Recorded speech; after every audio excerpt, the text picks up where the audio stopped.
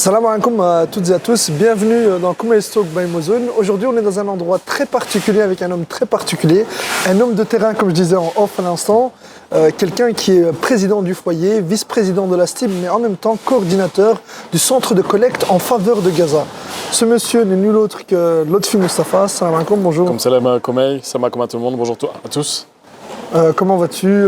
Qu'est-ce que tu fais ici aujourd'hui? On va très bien, on est un peu fatigué mais c'est une fatigue hyper positive. Donc on est ici sur la deuxième semaine ici au Ezel ou au Palais 1.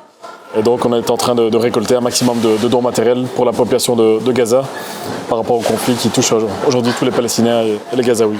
Et c'est quoi qui t'a... Parce que, je suppose que pour peut-être faire la genèse, le 7 octobre dernier, il y a une opération paramilitaire ou de guérilla qui est organisée en Israël. Il y a une riposte israélienne qui est organisée. Et suite à ça, il y a toute une crise humanitaire qui s'engage. Et cette crise humanitaire nécessite de l'aide internationale. Et la Belgique décide d'apporter son soutien, notamment le PS, parti auquel tu es membre et que tu représentes. Et... cette collecte et cette solidarité qui s'est organisée ici aujourd'hui, elle a quel objectif concrètement?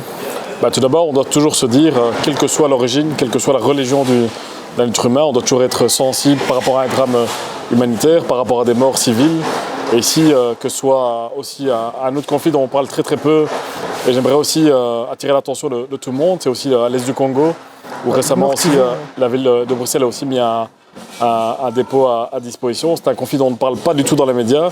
On en parle un peu plus pour Gaza, heureusement un peu, parce que je pense que dans un conflit guerrier, la médiatisation et la propagande est extrêmement importante. Et on avait fait la même chose aussi pour le Maroc, pour le tremblement de terre de Marrakech, il y a quelques mois, où on a pu acheminer 6 camions vers les villages de Marrakech avec la Banque élémentaire du Maroc. On a réédité ça avec d'autres pays, avec la Guinée, avec la Turquie il y a 2 ans, avec l'Ukraine. Et donc ici, avec ce qui se passe à Gaza, on ne peut pas rester insensible quand on voit des enfants qui meurent, quand on voit des bébés, quand on voit des images aussi terribles qu'on peut voir sur les réseaux sociaux. Et donc on a décidé d'ouvrir ce palais. Pourquoi est-ce qu'on l'a ouvert aussi seulement maintenant? Parce que tout simplement en octobre, c'était pas possible d'acheminer des dons vers Gaza, vers les frontières. C'était bloqué. On a pu voir les images des kilomètres de camions qui étaient bloqués. Donc à un moment donné, la Belgique s'est positionnée et a largué du matériel humanitaire par largage aérien.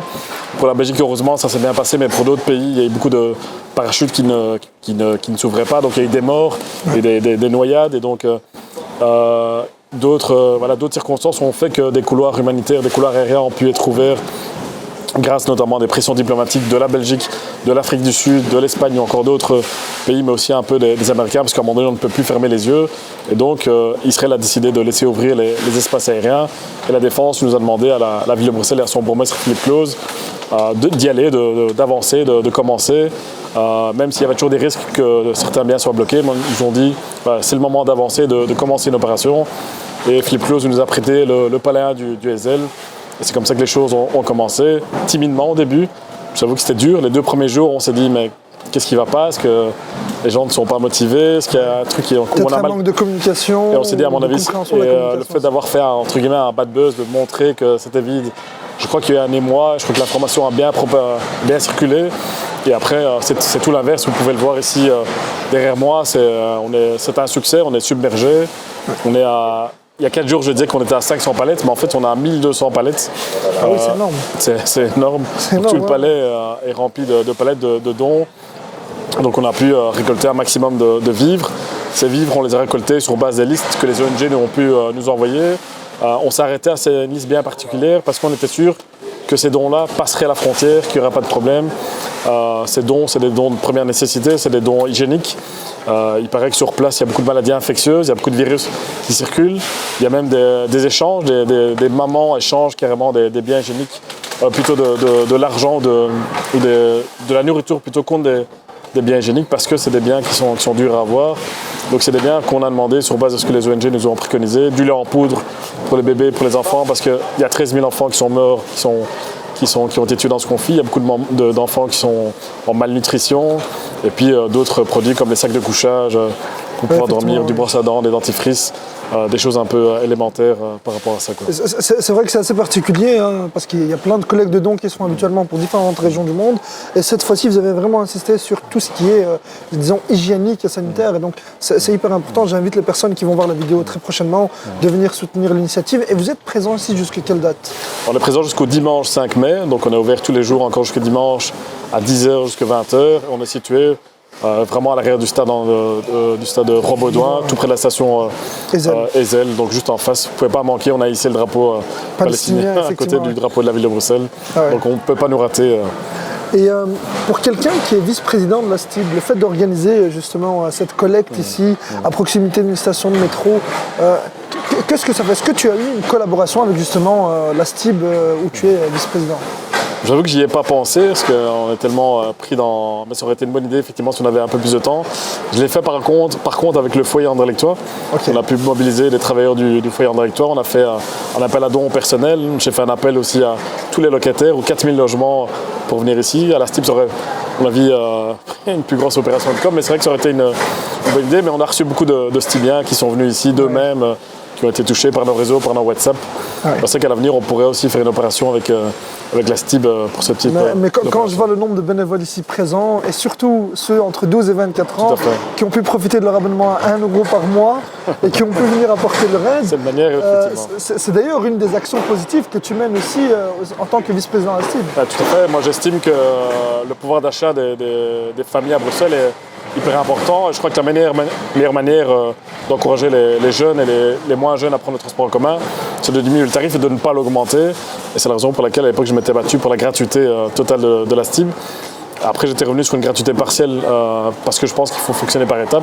Et on est arrivé à cette idée on avait promis ça avant la campagne en 2019. On est arrivé avec cet abonnement à 1 € par mois. Cet abonnement à 12 € pour les jeunes de moins de 25 ans, pour les étudiants et pour les seniors aussi de 65 ans. Et à terme, l'idée est d'évoluer progressivement de plus en plus vers plus de publics fragilisés ou précarisés, quoi. Et tu trouves que la couverture, par exemple, imaginons, vu que tu es président du foyer Anderlechtois, est-ce qu'un jeune qui voudrait venir en tant que bénévole d'Anderlecht jusqu'ici au Ezel, est-ce que c'est assez fluide? Je pense qu'il doit juste prendre le métro, arriver ici, arriver au Ezel. Je crois que le métro, pour moi, c'est la solution de l'avenir, bien qu'on sait qu'actuellement à Céligrade, et j'ai beaucoup de compassion pour les commerçants de Céligrade qui vivent des épreuves difficiles. Mais pour moi, voilà, le métro, c'est la solution de demain, c'est la solution pour les personnes âgées, pour les personnes qui ont du mal à se mouvoir. On embête de plus en plus les gens qui roulent en voiture, donc il faut une alternative. L'alternative, c'est offrir des transports communs efficaces, des fréquences en soirée, des fréquences le week-end, des tarifs abordables, pas comme à la SNCB actuellement où les tarifs sont pour moi exorbitants. Je crois qu'il faut encore travailler il y a des projets qui sont en cours pour les jeunes en été avec la SNCB et la STIB.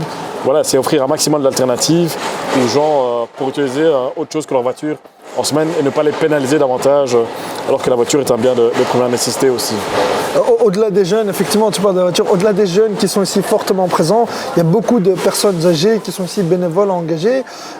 Et parmi elles, il y a des personnes, donc j'ai eu des échanges en off, il y en a énormément qui m'ont dit, écoute, Lotfi Moustapha, c'est la personne la plus présente sur Bruxelles, c'est l'homme politique qu'on doit avoir à nos côtés, parce que quand on a un problème de logement, il est à nos côtés, quand il s'agit de mobilisation populaire, il est à l'initiative.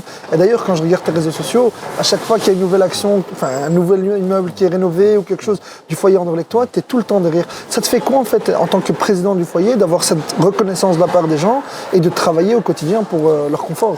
Moi, avant tout, je suis au service des citoyens, donc si je suis là, c'est grâce aux citoyens. Si demain on ne veut plus de moi, ben voilà, j'arrêterai. Donc on est vraiment, je crois, au service des citoyens, dans les limites du possible aussi, dans les limites légales qu'on peut. Bien sûr qu'on ne sera pas toujours résoudre tous les problèmes. Je crois que le fait d'avoir une écoute, d'avoir une empathie, de comprendre ce que les gens vivent, je crois que c'est important. On a nous-mêmes vécu des épreuves difficiles. On n'a pas grandi avec une cuillère en or dans la bouche. Et donc on a aussi dû faire des jobs étudiants. On a dû un peu galérer. On n'a pas eu toujours facile dans les études. Et donc je crois que voilà, c'est le fait d'avoir vécu ces épreuves qui fait qu'on peut aussi se mettre à la place des citoyens. Donc voilà, on fait les choses avec honnêteté, avec empathie et avec respect avant tout pour les citoyens. Et je crois qu'on doit, le jour où on a plus cette fibre en nous, je crois qu'il faut arrêter la politique. Voilà. Oui, clairement. Et en tant que socialiste, est-ce que tu as beaucoup de soutien de la part des entreprises, notamment pour cette collecte aussi? Franchement, je ne vais pas toutes les citer parce qu'on fait toujours on oublie toujours certains, mais franchement, comme pour le Maroc, beaucoup d'associations qui nous ont aidés, beaucoup d'associations bruxelloises, beaucoup de bénévoles de ces associations, beaucoup d'entreprises qui sont venues, que ce soit des dons, que ce soit des palettes, beaucoup de restaurateurs d'origine turque, marocaine, molenbeek, qui nous ont aidés de la communauté pour aussi nourrir les bénévoles, parce que 200 bénévoles tous les jours, il faut penser à cette logistique-là, ça prend du temps, c'est énergivore, il faut prendre soin des bénévoles. Sans les bénévoles, franchement, on serait nulle part ici, donc ça demande vraiment une logistique de penser à eux. Et franchement, les entreprises nous ont bien aidés, comme pour le Maroc, franchement, et pour la Turquie, on a une belle aide bruxelloise. Et franchement, pas que de Bruxelles, on a eu aussi des dons des Pays-Bas, du Luxembourg, de Liège, on a eu de Genk, du Limbourg. On a nos amis français aussi. Ah oui. Hier, on a eu des amis de Cambrai, de Douai, de Lille. Vraiment tout le nord de la France. Il paraît qu'Aix-en-Provence et les gens de Marseille contactent le nord de la France pour venir ici. Et ça prouve que voilà, en Belgique, on a encore la chance de faire des opérations comme celle-ci. Les Français nous disaient qu'en France, ce n'était pas possible de soutenir une cause comme ça ou de s'exprimer même sur une cause. Donc je pense qu'on a encore la chance de vivre dans un pays où même si tous les partis politiques n'osent pas s'exprimer sur la reconnaissance de l'État palestinien, ici on a encore la chance avec le Premier ministre, mon parti à moi, de défendre encore cette cause noble, d'avoir le courage de le dire, de ne pas être censuré comme certains le sont en France. Mais je peux dire qu'il y a une chose qui est claire, hein, c'est quand on regarde l'intervention de Philippe Claus il y a quelques mois sur, je crois que c'était BFM TV, Tout à fait. Là elle était audacieuse et généreuse aussi, parce que généreuse au niveau de la présence aux côtés des peuples opprimés. Et quand je te vois aujourd'hui, l'autre fille, je peux dire qu'une chose, en fait, le PS, ça reste quand même le parti qui est le plus proche des citoyens et des peuples opprimés. Est-ce qu'il y a une chose encore qui est importante que tu aimerais partager aux personnes qui nous écoutent en ce moment ou qui nous voient? Les remercier pour leur soutien, pour leur message que vous m'avez exprimé, les remercier pour tous les dons qu'ils ont fait pour la population de Gaza. Et j'ai vraiment envie de leur dire qu'on va se battre pour ramener toutes les palettes jusqu'à la dernière, jusqu'à la population de Gaza, et on fera en sorte de vous transmettre les images, les photos avec bien sûr l'accord de la défense, pour vous montrer que toute cette énergie, tout ce qui a été entrepris ici sera acheminé vers la population de Gaza. Et on a déjà 4 avions qui sont déjà de prévus, qui partiront avec l'aide de la défense dans les semaines qui arrivent ici. Donc on est un peu sur les starting blocks pour les derniers détails à régler. Donc voilà, on va se battre vraiment pour tous les citoyens qui nous ont fait confiance par rapport à cela. Écoute, l'autre fille, je te remercie. Excuse-moi de t'avoir tutoyé pendant tout l'échange, mais c'est normal. Voilà, je me sens plus à l'aise avec ça. Avec plaisir. J'invite toutes les personnes à continuer justement à soutenir l'action jusqu'au 5 mai, de 10h à 20h ici au Palais 1 en Ezel. Et je remercie toutes les personnes qui nous ont suivis jusqu'ici. L'autre fille reste joignable sur ses réseaux sociaux. Avec plaisir. On essaie de répondre à tout le monde, mais pas en même temps. Voilà. C'est difficile des fois. Donc pour ceux, celles ou ceux des fois à qui je ne réponds pas, vraiment, mon excuse, c'est pas toujours évident, mais j'essaie de répondre j'imagine dans les jours qui suivent. À très bientôt à toutes et à tous. Et un grand merci de nous avoir suivis jusqu'ici. À très bientôt. Salam alaikum.